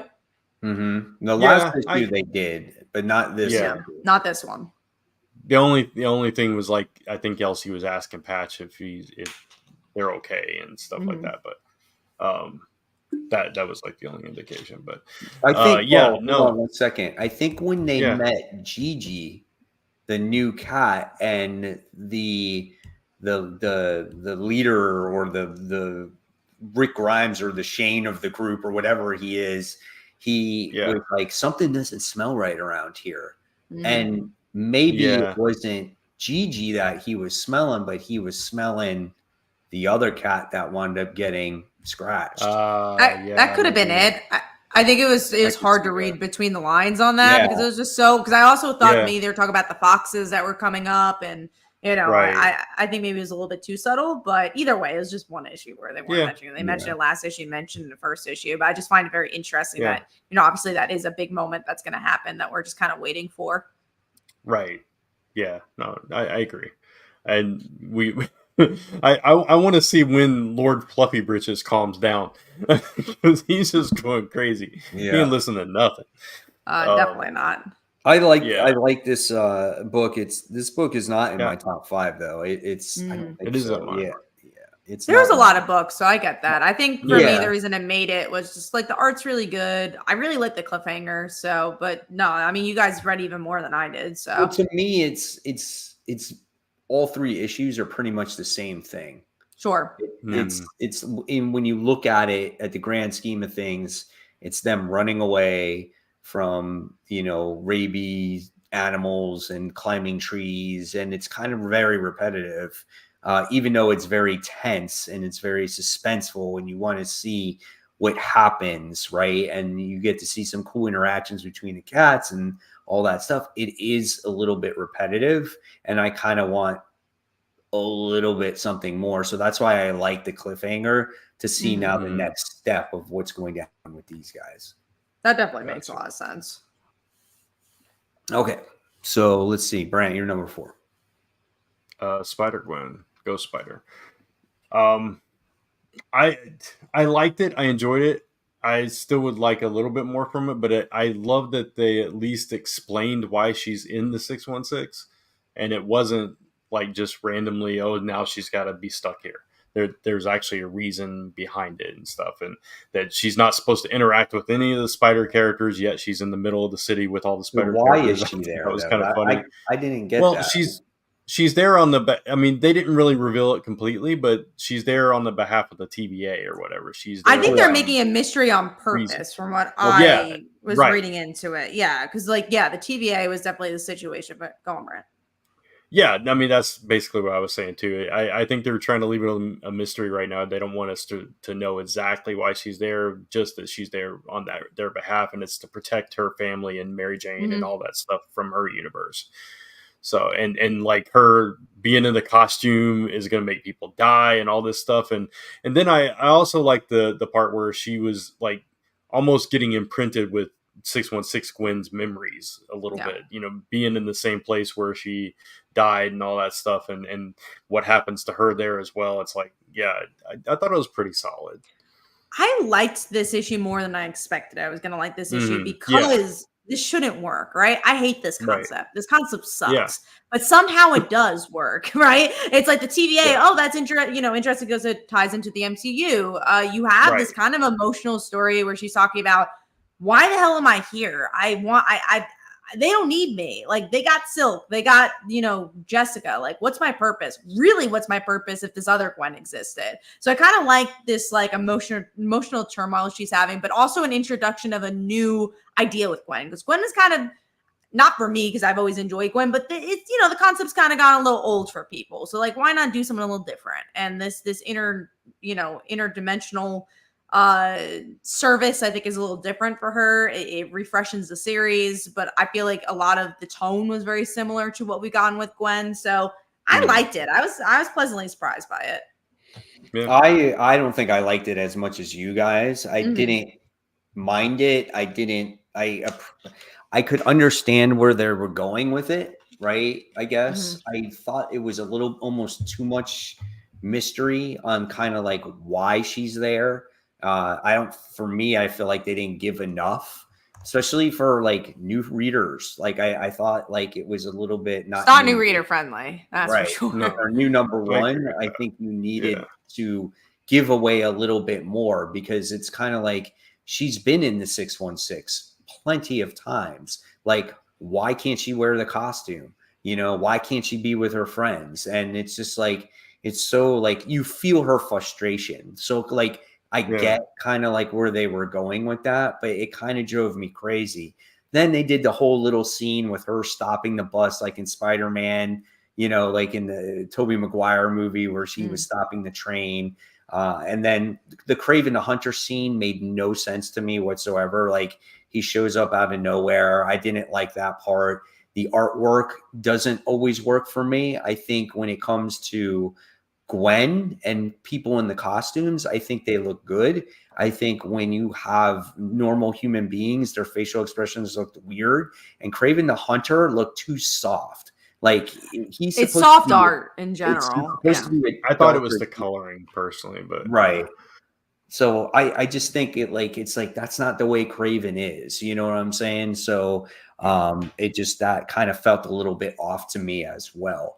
Are you going to So continue reading it or are yeah, you dropping I'm Gwen? gonna because when I said this in my review, this needs more than one issue because this is definitely very much a mystery, and hopefully Mhm. and unravels that mystery in the next issue a little bit more.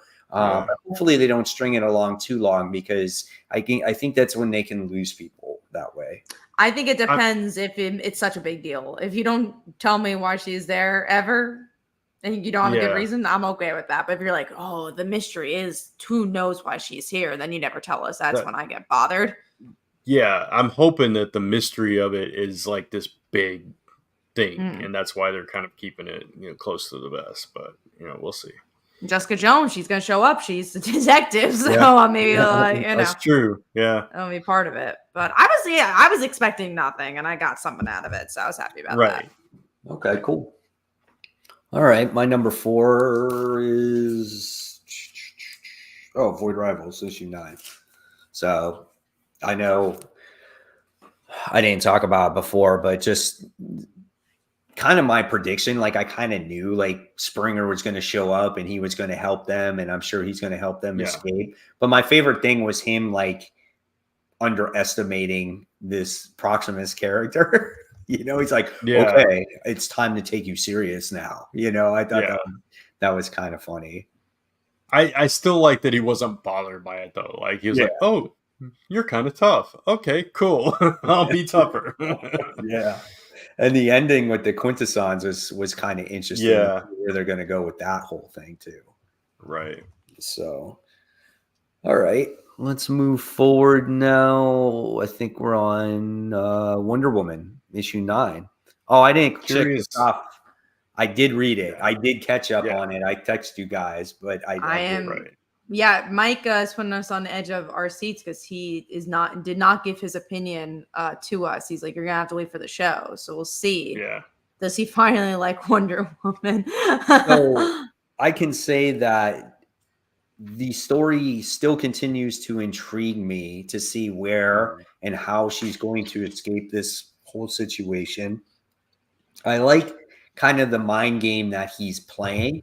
I felt like I liked issue 8 better than issue 9 because I could see agree that. with I that. felt Yeah. like this issue was very similar, and I get what they were going for because it was kind of like Steve being like the dominant male over Wonder Woman in issue 8, And in this one, she's just this making one, shit up he's now. the one. Yeah. He's the one trying to keep her mind intact and going to him and remembering all these good things and saying things to him to, again, keep her mind going, you know? So, but it was very similar concept of story. And so by me reading these books back to back with each other, I was like, man, this is like a little bit draggy for me, you know? And I like the ending on just seeing her in this cell. But I'm like, why can't she break out of this cell? Isn't she stronger in this? Is she in something that she can't I think break? it had something to do with the lasso from the last issue. Yeah. Yeah. I think it maybe sapped her strength or something. Yeah. Yeah. I don't remember. I think it had exactly. something to do with the lasso. Maybe it was the issue before that, but I think they gave a reason of why she's stuck there. But I really like the book. I last issue I agree was like a 5-star book for me, or maybe not agree. That's because I know maybe it was a 5-star for you, but it was a better issue. I loved the last issue, and I still really like this issue for different reasons. But I do think if I had to pick between the two, issue 8 was better.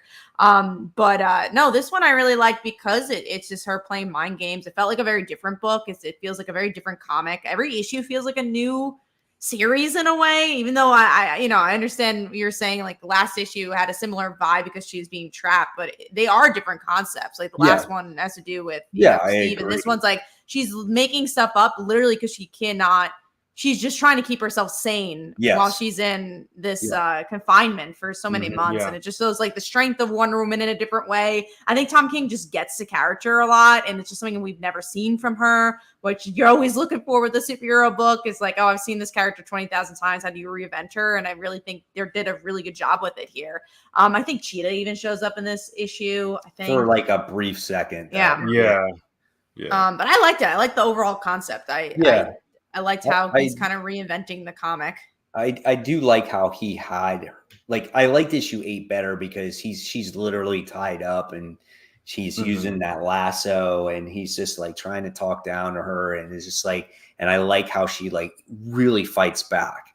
I thought that was awesome, and she breaks free of that lasso and freaking jacks him in the face, and it shows the strength of the character, and that's what I like. And in this one, you see the mind, obviously her not breaking down. So that her mental strength. That's what I like about it too. The art is so good. The art's so good. And I agree with both of you. I think issue 8 was a little stronger, but and this one, it might have dragged on a little bit too long with her imagination, trying to keep herself sane, like you all said. But the payoff at the end when he opens the cell and she's like, what else you got? And that's bad. That's so cool. Yeah. So it's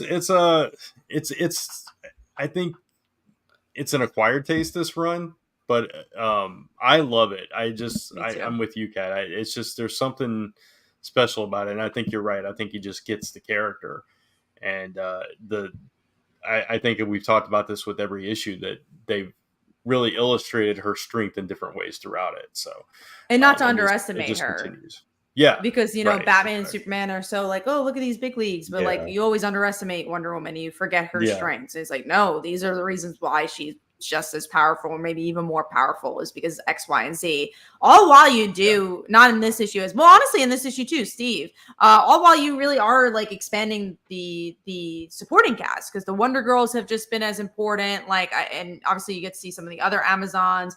And I just like the concept of people not liking Wonder Woman because we've never seen it before. Yeah. I mean, and it shows too, it's not about Wonder Woman's physical strength in this series. It's about her mental fortitude, For sure. Yeah. So, all right, cool. We talked about Void Rivals. We talked about Spider-Gwen. So let's move on to number 3. Brant, what was your number 3? Mine was Feral. So okay. What about you, Kat? This one really surprised me. Titans, actually. I really like Titans too. I did. Right? That intro kind of sucked me in, and that's why it's so high, where it's like, I don't know this character. I don't know anything about her, but the story is just like, wait, I kind of feel for her. I understand why she's doing the thing she does. Towards the end, it starts to lose me when you get to Raven and all that. I'm like, oh, the actual story is not as Raven interesting. Part was this is why I started to stop reading it because of Raven. And the only reason why I decided to actually read this issue was because I saw the preview in the Nightwing book. Yeah. And I saw the preview. I'm like, wow, this looks actually pretty good. So I'm going to read it now. And then I read it and I was just like, that's pretty badass, man. I like how the character was created and how they screwed her over and everything else. And it was good. It's a really good origin story with good art. So, does this make Titans the best series on Stans? No, but I think as this issue, I was pleasantly surprised by it because it was just kind of took me off guard. Yeah, absolutely. I didn't like this one as much. Interesting. Okay, let's hear it. I liked her story. I felt bad for her, actually. It was kind of a tragic story for her because it was like the lead up to it was like, oh, I'm really starting to like this character, and then what happens with her, it's like, oh man, that kind of sucks. But yeah, then it kind of lost me once she got to that point. And that makes sense. Titans and everything, it just it kind of went downhill for me from there. So at least we all Amanda like the Waller beginning had to butt in, yeah. right? It's always Amanda Waller. Yeah. It's always her. Yeah. Oh man. All right. So is it my turn to do 3? All right. So my number 3 was what was it? Oh yeah, Ghost Rider, Final Vengeance, man. Love this freaking book. This book is so good.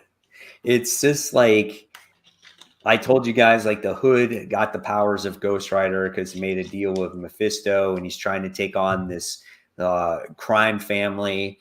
And he's working with vampires. Now, this has nothing to do with Blood Hunt. It's just its own separate story. The vampires have this place called the Meat Locker, and he's working with vampires, using that as his home base of operations while the Hood takes down this mafia gangs, and he feeds them to the vampires as long as he keeps the bosses, right? And so he wants to be the ruler of Chicago.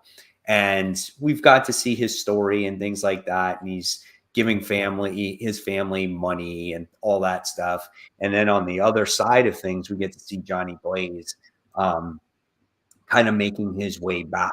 And even though the power was stolen from him, he actually still has remnants of the spirit of vengeance to where he has a partial power. And he's slowly making his way back to the city to find out what happened to his spirit of vengeance and who has it and everything else. So it's kind of like a redemption story or a revenge story for him to get his power back once again. And the Hood is the villain. It's freaking great artwork, solid story. Really like it a lot, man. So when Benjamin Percy writes Ghost Rider, I think he does the character really well. We do have a question from Andrew Law Art. What's up, Andrew? I know Andrew. So. Oh, do you? So you should answer it. Void Rivals. Is it a sci-fi adventure where Transformers show up here and there? Yeah, so it's part of the Energon universe. It's an original series that Robert Kirkman created that kind of ties into G.I. Joe and Transformers, more Transformers. So there was a Transformer, I think it was in issue 1. It was really the only one I read. Yeah. So occasionally they exist in the same universe, and eventually I think they'll probably have more crossover with each other. But we've seen a couple of Transformers or Transformer related characters in the series so far. So that's kind of where that's at. We don't know like how deep that connection is or whatever, or if they just exist in the same space. So Okay. So I just got done talking about my number 3. So all right, so let's talk about. We talked about Titans. We talked about Feral. So let's talk about Spider-Man issue 3. I want to get your guys' take on this book because I am confused as shit when I reading agree. this comic book. I'm kind of like, well, Brant, if you have actual explanation, you go first. So it's something about what's happening to these people, right? Like I think they're in some kind of dream state. Is basically for like 3 issues at this point. Yeah. So they're both experiencing different dream states. So in Miles as he's dating Miss Marvel apparently, and which is so off. And same thing for Peter dating Gwen. I'm just like, okay, I guess. Like it's just but you still see like Peter now and Miles now, and then you see Miles with Kamala, and then you get to see Peter with Gwen, and it's like then now meanwhile, like what the heck is happening? And Arcade is behind this, but they're watching it. So are they like, is this actually happening, or is this something they're creating? Like, what is this? I'm not sure on that part. I thought it was Arcade was creating it. That's what I read into in the end. So I don't know if it's like, I don't remember like what happened at the end of issue 1, like those characters that disappeared and what happened to them. I don't see. I know like in Arcade's past, he's used life model decoys, so I don't know if this is like that kind of situation where they're like brainwashed to think that this is their lives, or if he's somehow like tapped into their psyche and they're like seeing what's not there. I really don't understand. He's trying to find out their identities or something, because he's like, would you figure out their identities this way? Yeah. I'm just like, okay, but like I'm totally lost of what's like truly going on. I will say I think I'm dropping this book. I don't like it. I just like every issue I'm so confused. I just feel like it's jumping from all these characters I don't know. I just like I have enough Spider-Man. I like you, Miles. I like you, Spider-Man. But I know Greg Weisman's writing, and obviously I've enjoyed a good amount of Greg Weisman's writing too. But I've seen a lot of his comic writing too, and like just what he's done in the previous Young Justice. And I think he's going to continue doing this jumping and trying to do like, oh, I'm going to explain this and explain that, and explain that, and explain that. Nothing feels explained, and I this is not the storytelling I love. I don't think I'm quite ready to drop it. I think I'll drop Superior first because I'm really not enjoying that. And I can't believe I held on to it as long as I have. Me too. I already did drop it. I dropped it. I didn't read this issue. I wish I hadn't, but I wish I hadn't read like the last 3. But anyway, no, I'm confused by it, but it's like one of those things like now I have to know what's going on. Yeah, I just have to know. So. See, I don't even know if I'm so confused by the mystery. I don't even know if I don't even know what the mystery is. So I'm just like, well, I'm good. Yeah, that's true. That's a good point. So it's like if you're going to have an Arcade story, why can't you have an Arcade story kind of like what he did in all those other books, in the New Avengers book or the Black Widow book? Like that was really cool, or Avengers Arena, like stuff like that. Like that's what I like to see. Like at least you can understand what's going on. He's just taking a bunch of random kids and Peter and Miles, and he's trying to do something or figure out something with them. Yeah, it is really confusing. Yeah, I agree. All right, so we all didn't like that, so I'm glad we kind of agreed on that one. So let's go to our number 2. So, Brant, what was your number 2 then? I keep going back and forth between these two. These are both good. Yeah, I will go with Cobra Commander. Okay. So we kind of already talked about it. So I picked Rook Exodus is See, mine. that's the two I'm going back and Yeah, forth I knew with. it I was. couldn't decide. Yeah. And Kat, what's yours? Mine's Spider-Gwen because I was just so pleasantly surprised that I didn't hate it. Okay. So I genuinely actually liked it.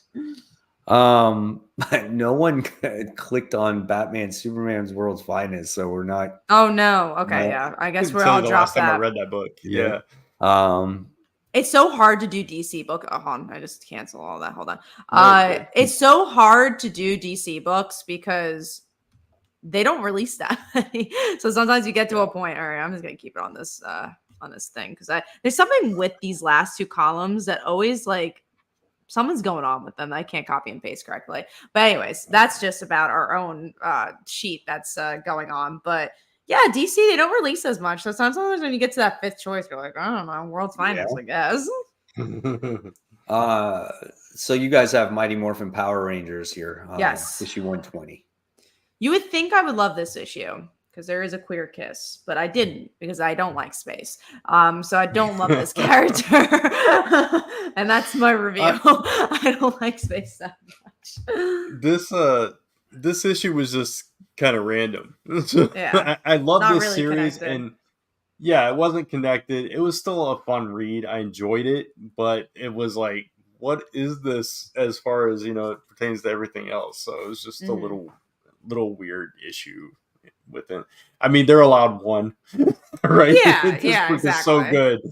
They're allowed one that's just like, what is this? What did I just read? But yeah, it was fine, but it was I feel the same.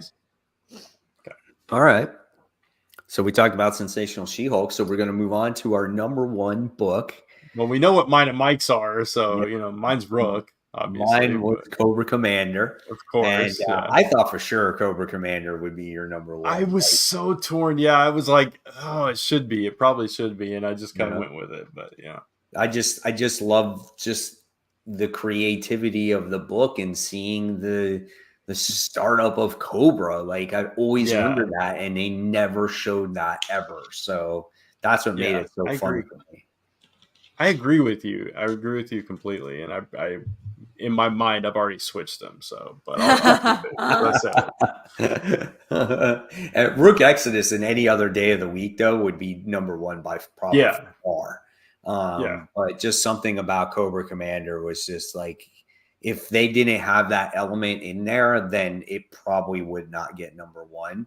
But it just did, and I love seeing Cobra Commander in his little cloak and his little cane with his cobra on there, and just seeing him make those deals. Like the way he was written here was brilliant. So that's good stuff. I agree. All right. And I wasn't yawning because of Cobra Commander, I promise. I'm just tired. Issue 2. Oh yeah, Blood Hunt. That's actually my number 1, my number 2, my 3. No, it was Wonder Woman. I really, really like this issue. So, and I like this book. All right, very good.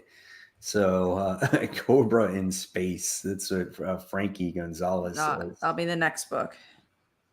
So, Brant, we're going to hand it off to you now as we're going to talk about the most anticipated books that are coming out.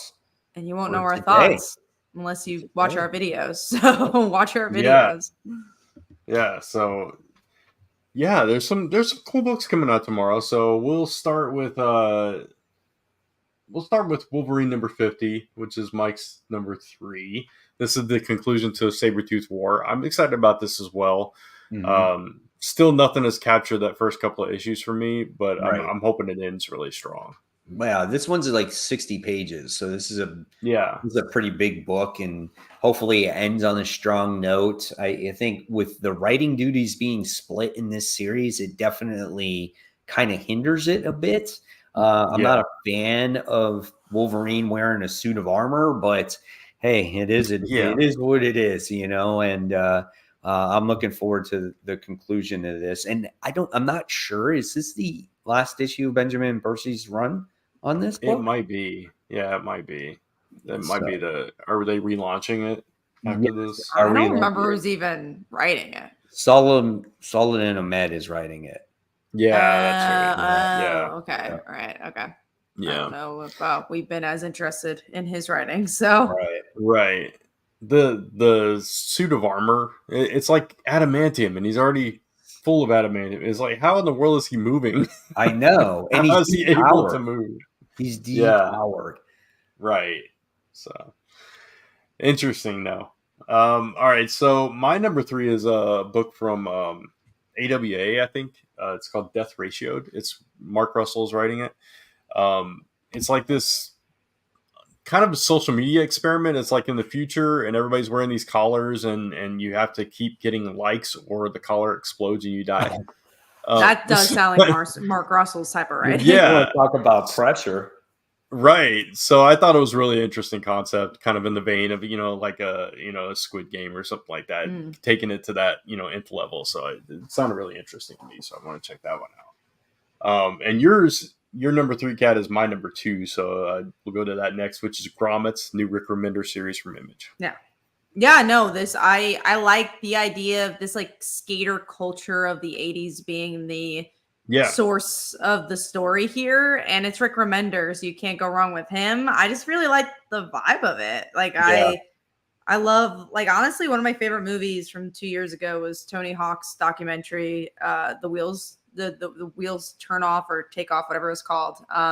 I love that documentary because I've always been fascinated with Tony Hawk in general as like a skater, and like I'm not a skater myself, but as the outside looking in, I've always been interested in like skater culture because I think it's so fascinating, especially if you look at it from a California lens. I just think there's a lot of story to be told here that I'm surprised the comic hasn't tackled, because they also kind of like combine very interestingly, especially like underground 80s comics and skating culture. I feel like are such similar vibes. It's kind of funny because like I remember there were certain things for some reason skateboarding tied in hand with like comic books for me. And like a time when like it was like skateboarding was like starting to get popular, and then you had, like you were talking about, these underground comics like Teenage Mutant Ninja Turtles at that same time was like Love and Rockets, just a comic that no one really heard of, and and I remember from Dark Horse they had, I told you this, the Boris the Bear comic books. Like it was just like such a odd time, you know what I'm saying? But Tony Hawk was, man, oh man, that man is brilliant, let me tell you. Yeah. Oh, you remember Rocket Racer? The Spider-Man villain, Rocket Racer. They tried to capitalize on the whole skateboard stuff. Man, I never even thought about that being like connected, because I guess I didn't read it at the time, so I wouldn't have put 2 and 2 together. But no, like Tony Hawk in general, if you ever like sitting back and just like want to watch a 10-minute video, watch him try to do that 900 and just like him try over and over and over until he like perfects it. And I think what's so interesting about Tony Hawk in general is just that he, again, watch the documentary, but it's him talk about being the outcast of the outcasts. It's like he's so tall, and like the moves he would be making like didn't make sense in skateboarding at the time. So he's like, no one liked him. So I find that to be very fascinating. And I don't know if that'll be a similar vibe here or what type of vibe it's gonna be for the comic, but I'm just, also the art looked really cool. Like I hope it's everything we're expecting it to be. I hope so. Yeah. I think it's going to be fun. And it's like, Mike and I grew up in that era too. So it's like, I wasn't like a skater, but I did try it, and I knew kids that were and stuff like that. So it was it was a cool thing, at the Our time, generation was Heelys. So, Yeah. Oh my God. So yeah, it was just, it was a part of the culture back then. So it's cool to revisit that, and it sounded like a fun concept to me as well. So oh wow, that's really cool. Figure Drawing said he saw Tony Hawk live when he did it. That's crazy. Nice. That's awesome. I used to play the video game all the time, but yeah, me too. Yeah, I was pretty good at it back in the day. So building your own park. Yeah, I used to play Skate or Die on the arcade machine. Did you used to play that? Probably. Yeah. I like you used to have this, like you were in this skate park and you would have to do these tricks, and the tricks were worth so many points, and you would earn these tickets. And then once you earn the ticket, you can escape the park. And if you didn't do it in a certain amount of time, for some reason a swarm of bees would come after you and it would like destroy you. But I think I do remember it that was a now. fun ass game, man. I used to love this game. Yeah. Arcades were fun back in the day. They still exist. They just exist differently. Yeah, They just go. They're just Dave and Buster's now. yeah.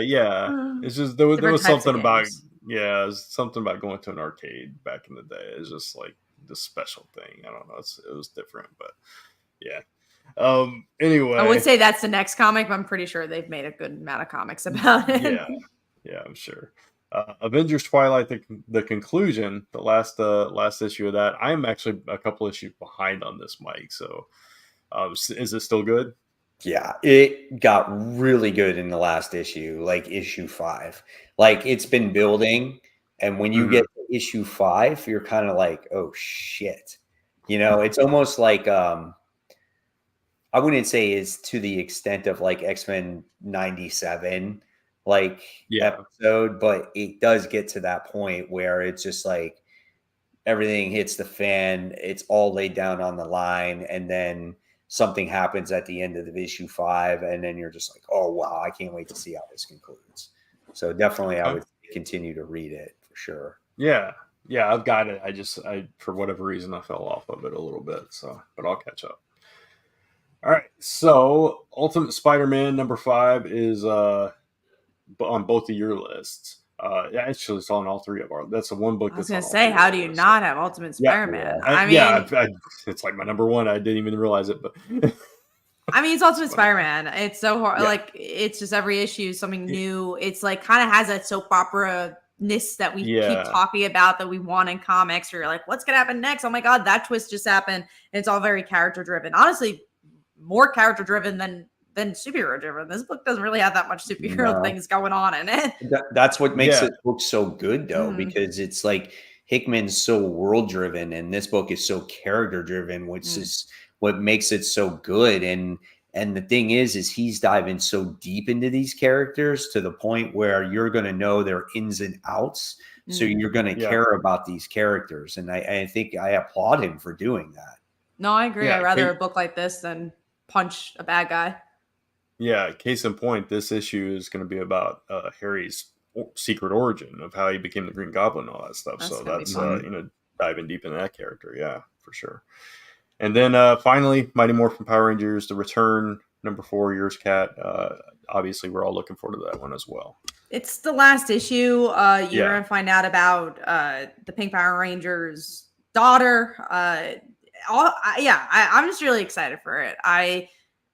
I hope we get to see more. I think that'd be cool if there's a promise to that, because it seems like they've been having a fun time with it. But yeah, every issue has just been really, really good. So I didn't know this was the end already. It is. This is the last issue. Yeah. Okay. I would like to see a volume 2 also, just to see like, okay, hey, we're back together again. We got a kind of the next generation of villains and character, heroes here. It does give me like almost like the Last Ronin vibes, where you get the new Turtles in a way. It's like the next generation, but it's all good, man. The way this book was written, it was written beautifully. I think we're gonna get another. I think the book was popular enough that if they wanted to write more, we would get more. I hope so. I really do. But yeah, it's ending. Right, that's it. We won't talk about the ending next week. But again, check out our stuff. And I know that the three of us will be chatting in our chat to be like, oh my god, you gotta read this book. Yeah, read this book. But for you guys, you gotta watch our individual channels. That way you could get our thoughts. Yep. All right. So that's it. Season 5's in the books. And for you guys that stayed with us for the entire show, or the entire season, or for the entirety that this show has been on for the past, like, what seems like 20 years or whatever it is, in a good way, we appreciate it. So, like I said earlier, we will be having special 1-month shows for the summertime. And the next one is June 25th. So look forward to that. Mark that in your calendars, guys. June 25th, we'll be doing a special summer episode, and then we'll be back. Don't worry, we'll be back. There you go. June 25th, July 30th, and the return on August 20th. So, guys, thank you so much for watching. We appreciate you all. Make sure you follow us on Comic Book Corner 2.0, Comic Uno, only good comics. Make sure you hit that bell, hit the like, and follow us on our own individual channels until then. So, guys, as always, happy new comic book day. Thanks for watching, and we'll see you all in about a month. So take care, guys.